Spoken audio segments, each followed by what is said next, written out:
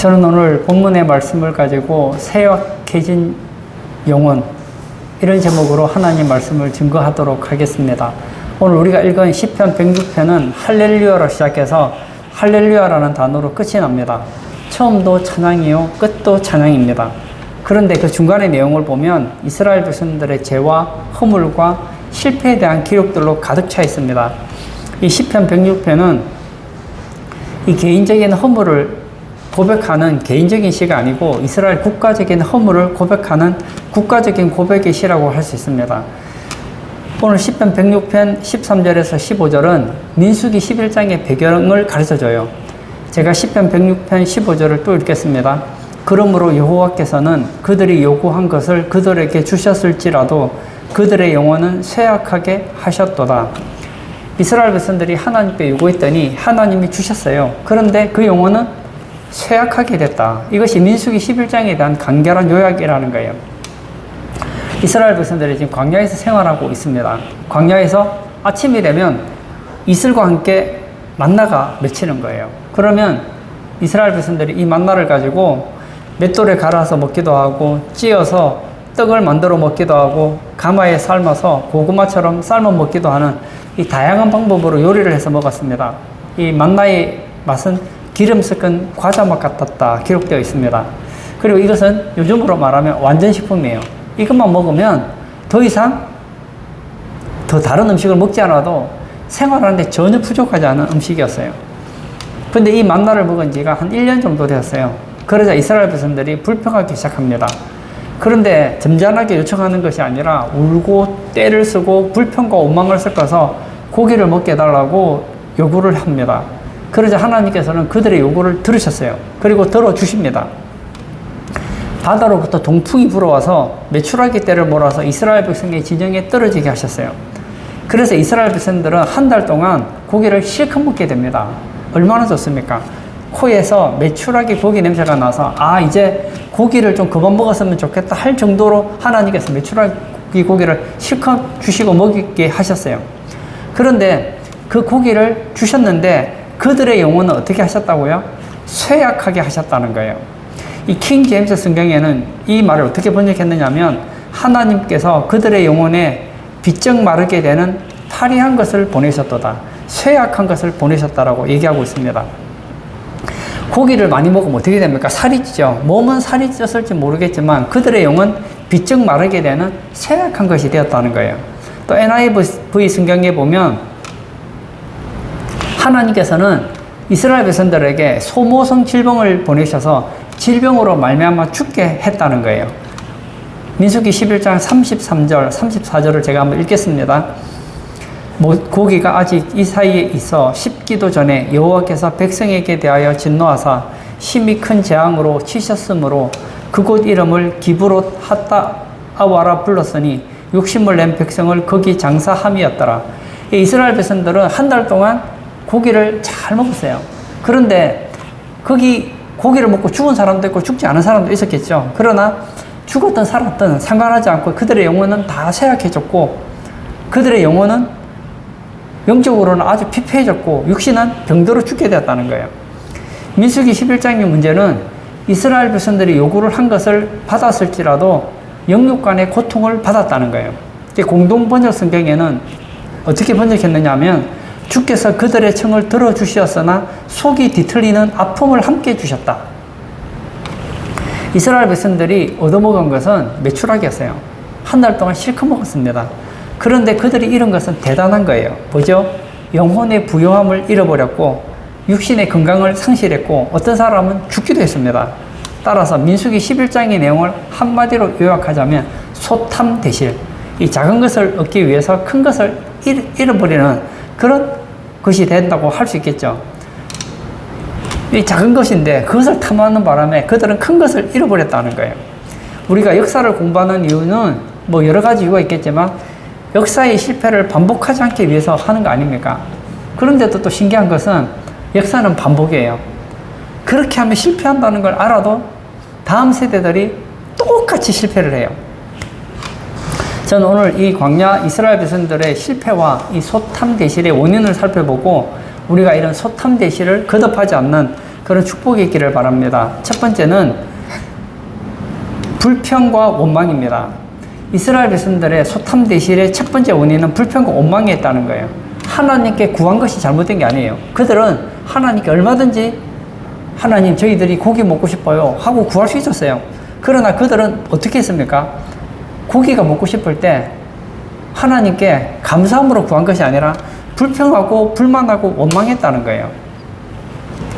우리 인생에 부족하겠다고 느껴질 때가 있잖아요. 이스라엘 백성들 같은 경우에는 1년 동안 단 하나의 음식, 만나만 먹었어요. 저는 이스라엘 백성들이 조금 요즘 이해가 돼요. 여러분 좋아하는 음식이 뭔지 모르겠는데, 예를 들어 어떤 사람이 치킨을 좋아한다고 한번 생각해 보세요. 아침에도 치킨, 점심 때도 치킨, 저녁에도 치킨이에요. 똑같은 치킨을 1년 360일 늘 똑같이 먹는다면 아무리 맛있는 치킨이라고 하더라도 질릴 것 같아요. 불고기 좋아하십니까? 아침에도 불고기, 낮에도 불고기, 저녁에도 불고기. 채식을 좋아합니까? 아침에도 풀, 낮에도 풀, 저녁에도 풀. 지겹지 않아요? 뭔가 부족하다고 느낄 때 사람들은 뭘 하기 쉬우냐? 하나님께 아뢰기보다는 불평, 불만, 원망하기가 쉽다는 거예요. 그러므로 내게 원망과 불평이 있다면 네 가지 충고를 기억하시기를 바랍니다. 첫 번째는 불평을 하려면 하나님이 듣지 않는 곳에서 불평해야 된다는 거예요. 1절 말씀을 제가 읽겠습니다. 여호와께서 들으시기에 백성이 악한 말로 원망하며 여호와께서 들으시고 진노하사 여호와의 불을 그들 중에 붙여서 진영 끝을 사르게 하시매. 불평하는 말 가운데 좋은 말이 있을까요? 어떤 사람이 막 불평을 해요. 그러면 그 불평을 듣고 그 사람은 참 훌륭하다. 그분은 참 존경한다. 그러면서 불평하는 사람 보셨습니까? 불평과 원망하는 말은 대부분 보면 악한 말이에요. 우리가 하나님 앞에서 악한 말을 해서는 안 되죠. 그런데 그 악한 말을 하지 않으려면 하나님이 듣지 않게 해야 되는데, 문제는 하나님이 들으신다는 거예요. 하나님께서는 이스라엘 백성들이 불평하고 원망하는 소리를 들으시고 뭘 내리십니까? 불을 내리셨다는 거예요. 하나님이 안 듣게 불평 불만하면 괜찮아요. 그런데 혹시 그런 곳이 있으면 제게도 좀 가르쳐 주시기를 부탁드립니다. 이런 얘기 들어보셨죠? 낱말은 새가 듣고 반말은 쥐가 듣는다고 하잖아요. 그리고 이런 말도 있죠. 벽은 귀를 가지고 있다. 이런 말도 있어요. 여러분, 우리가 말을 하면 이상하게 우리 둘밖에 얘기 안 한 것 같은데 언제 보면 이 소문이 다 퍼져 있어요. 저도 교육자 생활을 하잖아요. 하다 보면 뭐 제가 그렇게 눈치 있는 사람이 아니거든요. 근데도 좀 시간 지나면 교회에 대한 얘기들이 막 다 들어와요. 다 들어와요. 근데 들어올 때 좋은 얘기가 들어오면 얼마나 좋겠어요. 대체로 보면 불평, 불만, 원망이에요. 불평, 불만, 원망. 그렇게 해서 행복해지면 하세요. 저는 불평, 불만, 원망 가지시는 분들이 이해를 합니다. 마음껏 불평, 불만 하시기를 바랍니다. 그러나 여러분은 불평, 불만해서 스트레스는 풀릴지 모르겠지만 여러분의 영혼은 쇠약해질 것이고, 여러분은 하나님과 멀어질 것이고, 여러분들은 육신의 질병을 얻든지 어쩌면 하나님께 징계받아서 죽을 수도 있다는 것도 기억하시기를 바란다는 거예요. 두 번째로, 원망하는 마음이 생길 때는 우리의 시각이 왜곡되지 않았는지를 살펴봐야 된다는 겁니다. 5절을 제가 또 읽겠습니다. 우리가 애굽에 있을 때에는 값없이 생선과 오이와 참외와 부추와 파와 마늘들을 먹은 것이 생각나거늘 이제는 우리의 기력이 다하여 이 만나 외에는 보이는 것이 아무것도 없도다 하니. 이스라엘 백성들이 불평을 합니다. 그들이 뭐라고 얘기합니까? 우리가 애굽에 있을 때는 값없이 생선과 오이와 참외와 부추와 파와 마늘들을 먹었다는 거예요. 그걸 먹고 우리가 기력이 있었는데 이제는 이 만나밖에 먹지 않으니 이제 기력이 쇠하다는 거예요. 여러분, 제가 질문할게요. 이스라엘 백성들이 진짜 값없이 먹었을까요? 먹지 않았을까요? 값없이 먹었습니다. 그 이유는 애굽에서 이스라엘 백성들을 너무나 사랑해서 값없이 생선도 주고 오이도 주고 참외도 주고 부추도 주고 파도 주고 마늘을 준 게 아니에요. 이스라엘은 애굽 사람들이 볼 때는 노예였단 말입니다. 여러분, 노예에게 돈을 받는 사람 있습니까? 노예이기 때문에 돈을 받고 주지 않고 그냥 준 거예요. 대신에 그들의 삶은 지옥과 같은 삶이었습니다. 저는 뭐 교도소는 가보지를 않았지만 감옥에 살다가 드디어 석방이 됐어요. 교도소에서 나와서 배가 조금 고픈 거예요. 그랬더니 나는 교도소에 있을 때가 좋았지. 거기서는 밥도 주었고 옷도 주었고 신발도 공짜로 신었어. 그때가 정말 좋았지. 이것과 같다는 거예요. 여러분, 이스라엘 백성들이 왜 출애굽을 하게 되었습니까? 물론 1차적으로 하나님께서 이스라엘 백성들을 적과 꿀이 흐르는 가나안 땅에 보내시기를 원하셔서 그렇게 됐죠. 그러나 그들이 지금 하나님께 불평하는 것처럼 이 가나안 땅에 가기 전에 애굽의 삶이 좋았느냐? 그렇지 않았다는 거예요. 출애굽기 2장 23절에 여러 해 후에 애굽 왕은 죽었고 이스라엘 자손은 고된 노동으로 말미암아 탄식하며 부르짖으니 그 고된 노동으로 말미암아 부르짖는 소리가 하나님께 상달된지라. 그들은 애굽에서 어떻게 살았다고 합니까? 고된 노동으로 말미암아 탄식하며 부르짖었다는 거예요. 그래서 하나님께서는 지도자 모세를 보내서 10가지 재앙을 내리시고 홍해도 갈라주시고 구름과 불기둥으로 인도해 주신 거 아닙니까? 목이 마르면 반석에서 물도 주시고 하늘에서 메추라기도 주시고 율법까지 내려주셨습니다. 그러면 이거 복 아닙니까? 그리고 그들에게는 아직 누리지는 못하지만 약속의 땅 가나안이 있다니까요. 앞으로 정확하게 말하면 이 이스라엘 백성들이 좀 고생은 하고 있지만 기껏해야지 한 2달? 뭐 길어도 6개월? 한 2달에서 한 6개월 정도만 고생하면 이제는 가나안 땅에서 이제는 자유인으로 살 수 있다는 거예요. 그럼에도 불구하고 이스라엘 백성들은 왜곡된 안목을 가지고 있다는 거예요. 하나님께 원망 불평을 한 것입니다. 여러분, 사탄은 우리로 하여금 자꾸만 왜곡된 시각을 줍니다. 그러므로 우리가 뭔가 원망하고 불평할 때 내 시각이 지금 왜곡되지 않았는가 생각해 볼 필요가 있어요. 여러분, 마귀는 우리의 신앙을 계속 왜곡을 시킨다는 거예요. 하나님께서 아담과 하와를 지으시죠. 에덴에 살게 하십니다. 요즘으로 말하면, 중세시대로 말하면 아담과 하와는 누구냐? 에덴 동산의 분봉왕이에요. 에덴의 진정한 왕은 하나님이시지만 하나님께서 직접 에덴을 다스리지 않기 때문에 아담과 하와는 에덴 동산의 분봉왕과 같은 존재였어요. 거기서는 자유예요. 젊음이에요. 늙지도 않아요. 아프지도 않아요. 뭐 노동으로 고통당하지도 않아요. 질병도 없어요. 행복 자체예요. 행복 자체. 그런 어느 날 뱀이 와서 그들의 생각에 왜곡을 넣어줍니다. 어떻게 하죠? 하나님께서 왜 선악을 알게 하는 나무에 열매를 먹지 못하겠는지 아니? 먹으면 너희 눈이 밝아져 하나님처럼 되기 때문이야. 너희들이 지금보다 더 행복하게 사는 걸 하나님이 싫어하기 때문에 선악을 알게 하는 나무의 열매를 먹지 못하게 하는 거야. 하고 시각을 바꾸어 주는 거예요.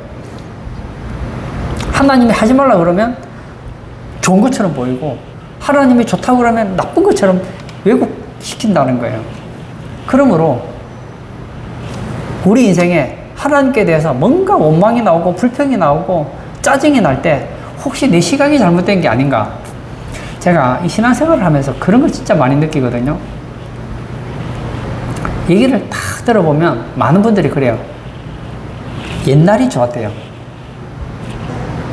왜 옛날이 좋습니까? 옛날에 좋았던 추억이 있기 때문이죠. 그러면 진짜 그때는 그때가 좋았느냐? 그때도 안 좋았어요. 왜냐? 그때도 이전에 힘들었거든요. 그런데 그냥 과거에 좋았던 것만 생각하고 안 좋았던 거 잊어버리는 거예요. 이스라엘 백성들이 지금 문제가 무엇입니까? 애굽에서 애굽의 왕 바로와 그 애굽에 있는 사람들에 의해서 얼마나 노동을 하고 채찍질 당하고 자식이 물에 빠져 죽기도 하고 고생 말도 못하도록 고생을 하잖아요. 거기서 죽도록 해도 자기 소유는 하나도 없어요. 근데 그거는 기억이 안 나는 거예요. 뭐만 기억이 납니까? 거기서 고기 먹었던 거, 부추 먹었던 거, 값없이 먹었던 그만 생각나는 거예요. 저는 우리 성도님들에게도 얘기하고 싶어요. 내가 지금 행복하지 못하면 앞으로 행복하지 못해요. 내가 과거에 행복하지 못했다면 지금도 행복하지 못한 거예요. 나는 결혼하지 않아서 행복하지 않습니다. 그분은 결혼해도 행복하지 않아요. 저는요, 가난해서 가난하기 때문에 행복하지 않습니다. 그 사람은요, 부자가 돼도 행복하지 않아요. 저는 아프기 때문에 행복하지 않습니다. 저는 건강해지면 행복해집니다. 그 사람 행복해질 수 없어요. 여러분, 행복은 미래에 있는 게 아니에요. 지금 행복해야 돼요. 지금 행복한 사람이 미래도 행복한 거예요. 이스라엘 백성들이 지금 불평하죠. 원망하죠.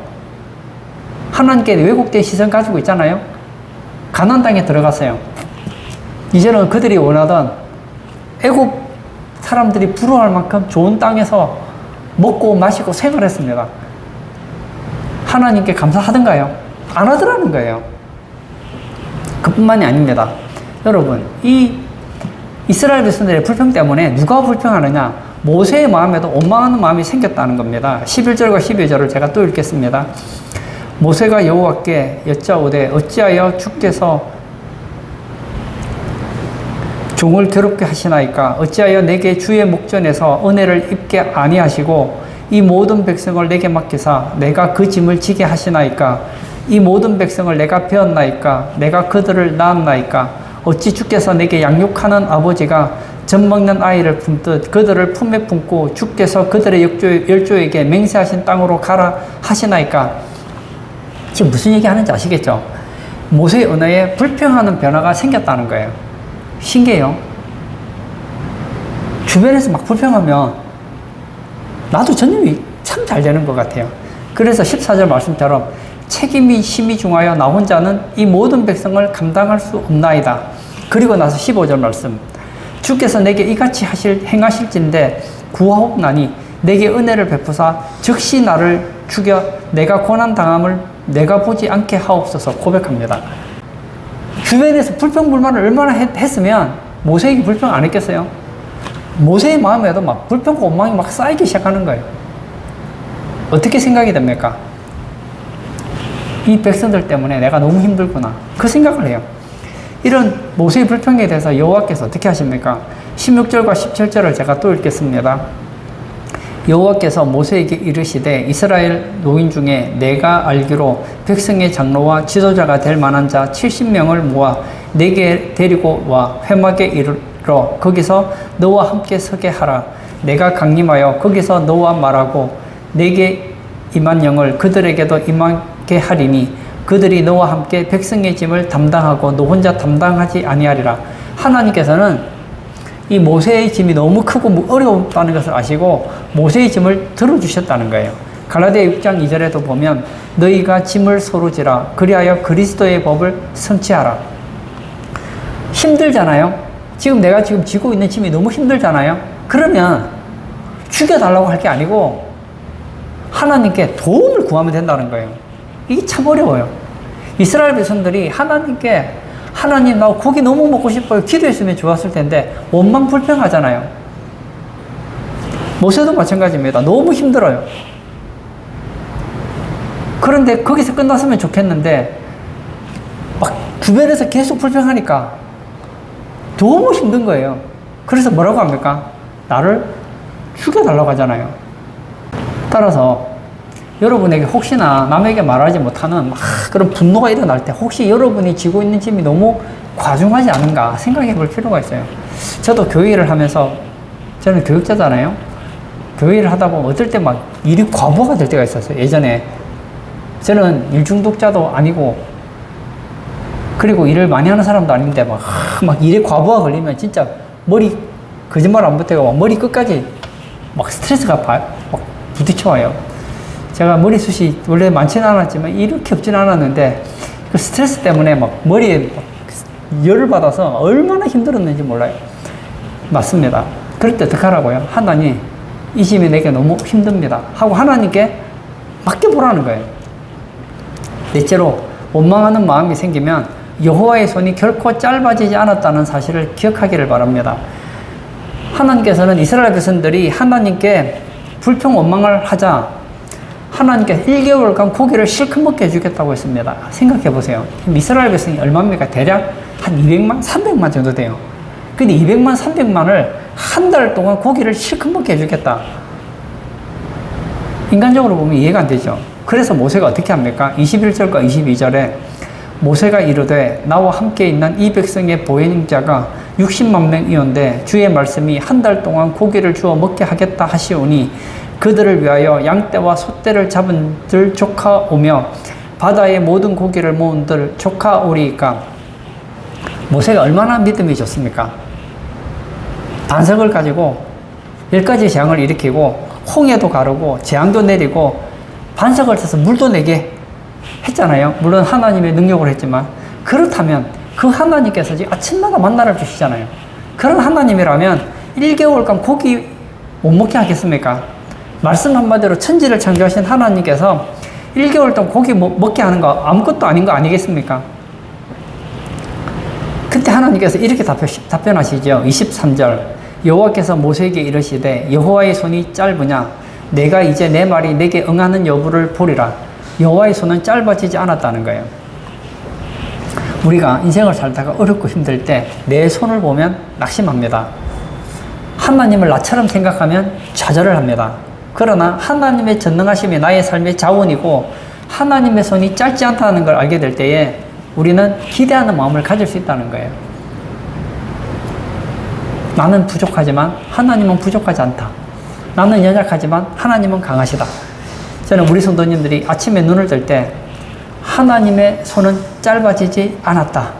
하나님의 전능하신 손이 오늘도 나와 함께 하사 내 삶에 기적이 일어난다. 그렇게 한번 기대하시기를 부탁드립니다. 6.25 직후에 울산에서 거부가 된 김씨 아주머니라는 분이 계십니다. 이분은 울산에서 동태 장사를 했는데 참 이 거룩한 소원이 참 좋은 것 같아요. 교회를 다니는데 이분에게 소원이 있는 거예요. 죽기 전에 하나님께 큰 성전을 하나 지어서 봉헌하고 싶다. 그런 소원이 있었어요. 근데 뭐 동태 장사 하시는 분이 돈이 있나요? 그래서 10년 동안 기도를 했답니다. 하나님, 제가 정말 하나님께 다른 건 못하겠고 정말 이 예배당이라도 지어서 성도들이 정말 예배드리는데 방해받지 않는 그런 예배당 하나 짓고 싶습니다 하고 기도했다는 거예요. 어느 날 이 아주머니께서 동태를 팔고 있는데 한 할머니를 만나게 됩니다. 이 할머니께서 동전 꾸러미를 가지고 와서 이 동전은 내가 평생에 모은 동전인데 이 동전하고 당신의 동태 한 상자를 바꿉시다 이야기를 했어요.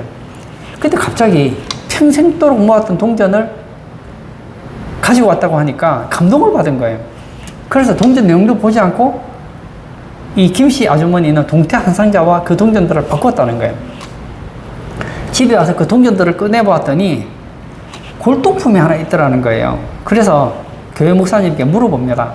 근데 이 목사님이 좀 골동품을 아셨던가 봐요. 그래서 그 아주머니와 함께 인사동에 가서 골동품의 감정을 받아보았습니다. 그랬더니 딱 보더니 10,000원 쳐드릴 테니까 팔아라는 거예요. 안 팔겠다고 했더니 그러면 10만 원에 10만 원 줄 테니까 팔아라는 거예요. 안 팔겠다고 그러니까 당황하는 거예요. 100만 원을 줄 테니까 팔아라는 거예요. 안 판다고 했어요. 그랬더니 200만 원 줄 테니 팔아라는 거예요. 그렇게 하다가 얼마를 받았느냐 흥정을 해서 600만 원까지 올랐다는 거예요. 그래서 600만 원을 받아서 그 중에서 400만 원은 교회 헌금을 하고 200만 원은 자기가 가졌어요. 그러던 어느 날 꿈을 꾸는데 울산 앞바다에 자갈밭이 보이더라는 거예요. 이게 무슨 꿈일까?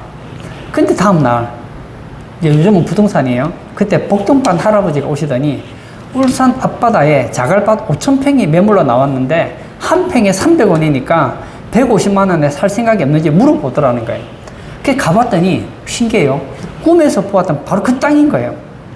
그래서 150만 원을 주고 그 자갈밭 5,000평을 샀다는 거예요.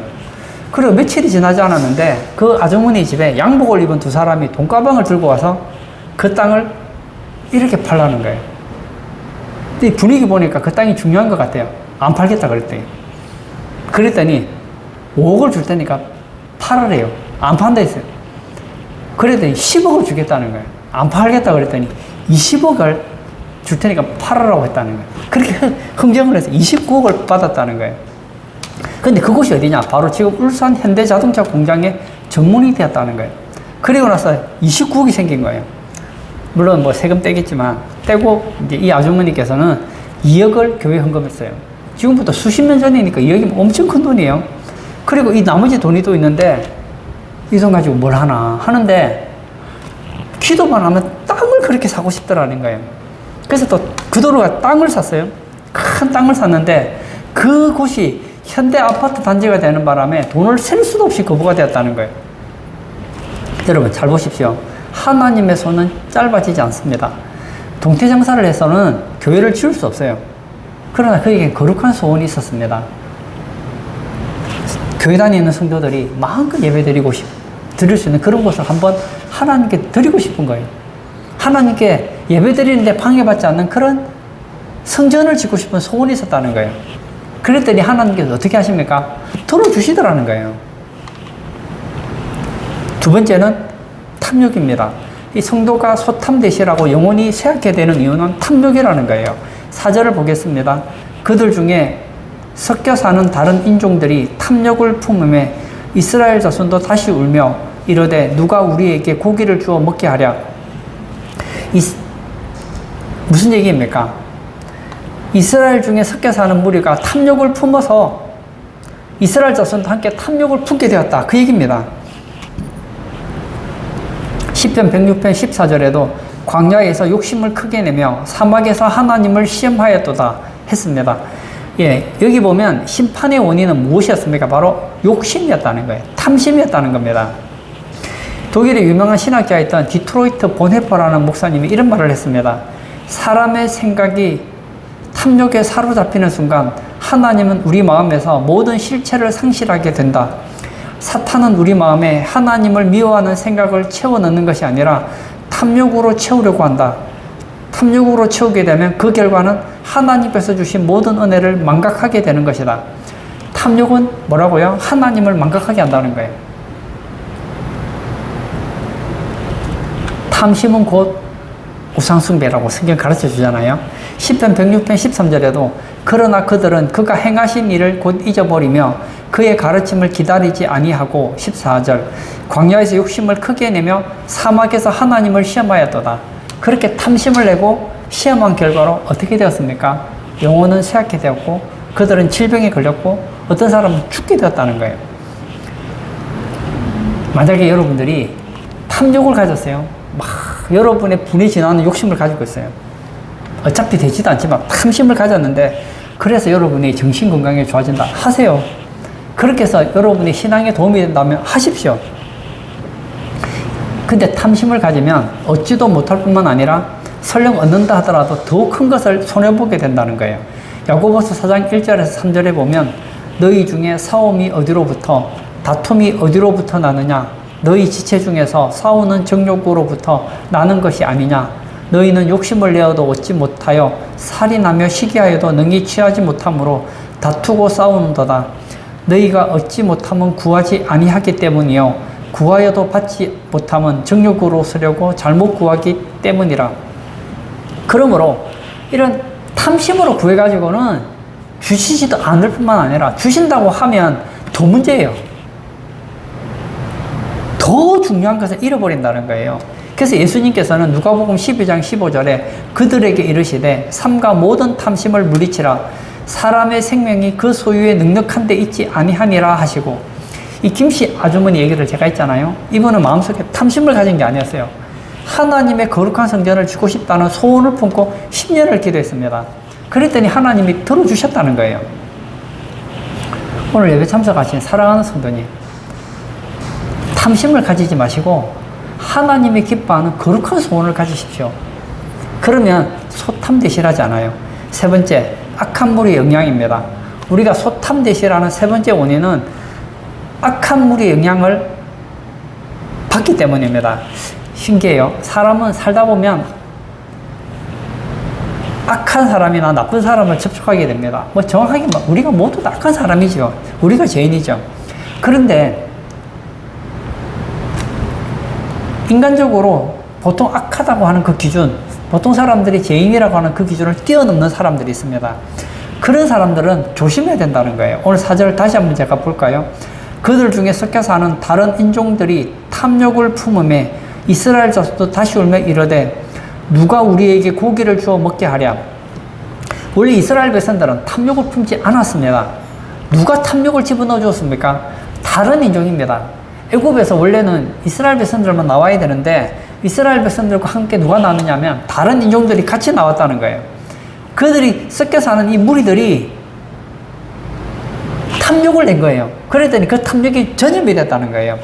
출애굽기 12장 38절에 보면 수많은 잡족과 양과 소와 힘이 많은 가축이 그들과 함께 하였으며 수많은 잡족이 나왔다고 했습니다. 이 잡족 가운데는 신앙도 없고 불평불만만 하는 사람들이 있었다는 거예요. 10편 106편 35절과 36절에 보면 그 이방 나라들과 섞여서 그들의 행위를 배우며 그들의 우상들을 섬김으로 그것들이 그들에게 올무가 되었도다. 이스라엘 백성들이 중단 잡족들과 섞여서 우상 숭배하고 불평하는 습관을 배우고 악한 영향을 받았다가 결국 망하게 됐다는 거예요. 그러므로 우리는 내 신앙에 도움이 되지 않는 사람과는 거리를 둘 필요가 있습니다. 예를 들면 이런 거예요. 전도하려면 불신자를 만나야 되잖아요. 여러분, 불신자를 만나는 것과 불신자와 교제하는 건 거리를 둘 필요가 있습니다.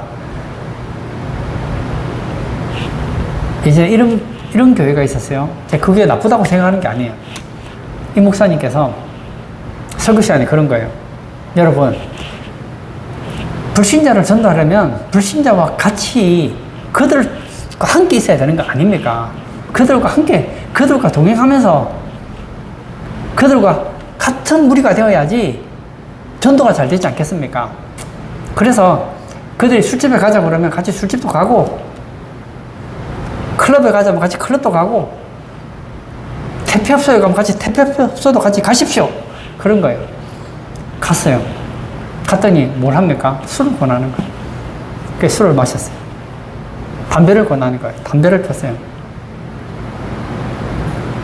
엄란한 행동을 가르쳐 주는 거예요. 그래서 불륜을 저지르게 됐어요. 시간이 지나고 나니까 분명히 이 교회 성도들이 처음에 시작할 때는 구원하기 위해서 성육신이 된 거예요. 그들과 같이 되었는데 알고 보니까 나중에 보니까 그들과 섞여서 그들을 전도한 게 아니라 오히려 그들이 다 타락을 해서 교회를 떠나고 신앙을 버리더라는 거예요. 우리는 그들에게 예수를 소개해야 돼요. 만나야 돼요. 그러나 그들과 빠지면 안 된다는 거예요. 교회도 보면 입만 열면 불평불만하는 분들이 계세요. 막 오지고 싶듯이 그런 사람들이 있어요. 저도 예전에는 제가 교육자 생활하면서 그런 생각이 있었거든요. 대체 교인들은 나에 대해서 무슨 생각을 하나, 그게 궁금해서 알고 싶었던 적이 있었어요. 알 필요가 없는데 괜히 알았어요. 그런 얘기 알면 안 돼요. 상처만 실컷 받았어요. 들으면 거의 다 내 욕하는 얘기. 내가 잘했던 얘기는 하는 사람은 없고 욕하는 사람은 그렇게 많아요. 이미 성경에서 얘기하고 있더라고요. 내 종이 너에 대해서 무슨 말 하는지 알려고 하지 마라. 그러다가 너를 저주하는 소리를 듣게 된다. 너도 뒤에서 다른 사람 저주하지 않았느냐 얘기하잖아요. 얘기 중에서 제일 재밌는 얘기가 뭐라고 그럽니까? 뒷담화라 그러잖아요. 역사책이 왜 재밌습니까? 역사는 우리가 좋게 생각하는 사람, 나쁘게 생각하는 사람들에 대한 뒷담화잖아요. 제가 역사책 보면서 칭찬만 듣는 인물을 보지를 못했어요. 제가 볼 때 저 정도면 대단한 사람인데도 막 얼마나 오지고 싶듯이 씹어대는지 몰라요. 제가 예전에 한 청년에게 이런 얘기를 들었어요. 목사님, 저 이제 청년부 안 나가렵니다. 왜? 저 상처받았어요. 대체 우리 교회 청년들이 나에 대해서 무슨 얘기 하나 들었더니 제가 하지도 않은 그런 나쁜 말들을 퍼뜨렸다는 거예요. 그래서 제가 그랬어요. 너는 아무것도 아니다. 나는 오징어 씹히듯이 대놓고 씹는다. 그래도 그냥 지나가지 않느냐. 잘 안 받아들이더라고요. 여러분, 이 사람에게는 재성이 있어서 뒤에서 남에 대해서 흉보고 불평하고 원망하고 저주하는 얘기하는 게 그렇게 재밌어요. 하지만 여러분, 이것도 아셔야 돼요. 재미있는 대신에 그렇게 하면 여러분의 영혼은 쇠해지고 여러분은 하나님께로부터 소탐 대시를 얻게 된다는 거예요. 오히려 교회 생활하면서 그런 사람이 있으면 가까이 하지 마세요. 그런 사람하고는 약간 거리를 두는 게 좋아요. 그리고 똑같은 조건이면 교회에 꼭 그런 사람만 있는 게 아니거든요. 물론 막 화가 나서 불평할 때도 있고 원망할 때도 있지만 기본적으로 교회를 사랑하고 교회가 잘 되기를 바라는 그런 분들이 있거든요. 그런 얘기하는 사람들하고 친하게 지내십시오. 제가 보니까요, 막 교회 욕하는 사람들은 교회를 수십 년 다녀도 안 변해요, 안 변해. 근데 제가 그분들의 삶을 보면요, 영혼이 쇠약해져 있더라고요. 하나님께 복을 못 받아요. 결론을 짓고자 합니다. 불평과 탐심과 악한 교제는 영혼을 쇠약하게 합니다. 예수님께서 마태복음 16장 26절에 사람이 만일 온 천하를 얻고도 제 목숨을 잃으면 무엇이 유익하리요? 사람이 무엇을 주고 제 목숨과 바꾸겠느냐? 여기서 목숨이라는 단어는 영혼이라는 단어거든요. 여기서 영혼을 잃는다는 것은 영혼을 해친다는 거예요. 만약에 사람 온 천하를 얻었어요. 자기 이름으로 등기해 놓고 천하의 왕이 된다고 하더라도 자기 영혼을 해롭게 하고 영혼을 쇠약하게 한다면 그 사람에게는 아무 유익이 없다는 겁니다. 저는 오늘 우리 성도님들에게 이 쇠약해진 영혼에 대해서 말씀을 드렸습니다. 우리가 어떻게 할 때 영혼이 쇠약해질까요? 불평할 때 쇠약해져요. 탐심을 가질 때 쇠약해져요. 불평불만하는 사람과 가까이 지내면서 그들과 함께 불평불만하기 시작하면 우리의 영혼이 쇠약해진다는 거예요. 그러면 어떻게 하면 될까요? 반대로 하면 돼요. 불평 대신에 감사하십시오. 탐심 대신에 거룩한 소원을 가지세요. 기도해 보세요. 하나님, 제가 하나님을 위해서 이걸 하고 싶습니다. 아까 제가 한 집사님 얘기했잖아요. 이 김씨 아주머니처럼 하나님이 안 주시면 안 하면 되잖아요. 주시면 좋고, 하나님, 제가 하나님을 위해서 이걸 하고 싶습니다. 한번 10년 한번 기도해 보세요. 근데 하나님께서 됐다 그러면 안 하면 되는 것이잖아요. 없는데 어떻게 하겠어요? 근데 주시면 너무 감사하잖아요. 예를 들면 이런 거 저는 너무 좋다고 생각해요. 하나님, 저는 선교사 100명을 한 달에 100만 원씩 후원하고 싶습니다. 그럼 얼마죠? 100명을 100만 원씩 후원하려면 한 달에 1억 있어야 되잖아요. 우리 보통 사람 1억 못 벌잖아요. 그렇게 기도하면 만약 하나님께서 그래, 내가 너희 기도를 들었다 하면 1억을 주실까요? 아니죠. 훨씬 많이 주세요. 하나님은 주시면요, 째짜게 안 줘요. 누르고 흔들어 넘치도록 줘요. 왜 안 주실까요? 탐심으로 구하기 때문입니다. 무엇이든지 좋습니다. 너희는 먼저 그의 나라와 그의 의를 구하라. 그리하면 이 모든 것을 너희에게 더하시리라. 그리고 여러분의 신앙에 도움이 되는 그런 사람들과 사귀심으로 쇠약해지는 영혼이 아니라 강건한 영혼, 하나님께 복받는 그런 복된 성도님 다 되시기를 축복합니다. 메시아는 한번 같이 기도하기를 원합니다. 이스라엘 백성들이 1년 동안 만나를 먹었어요. 질릴만도 하죠. 저는 그런 생각이 들어요. 만약 오늘 성경에는 그렇게 나와 있지 않지만 그럼에도 불구하고 하나님께 감사한 거예요. 하나님 너무 감사해요. 저 1년 동안 그래도 만나 먹고 살게 해주신 거 감사해요. 목마르면 반석을 터뜨려 주셔서 반석에서 물 주신 거 감사해요. 그런데 저 고기도 먹고 싶어요. 하나님, 저 고기 먹고 싶어요. 했더라면 하나님 안 주셨겠느냐는 거예요. 이 시간 기도할 때 성경은 범사에 감사하라고 했습니다. 여러분이 감사할 수 없는 조건, 하나님은 감사할 수 있다고 얘기합니다.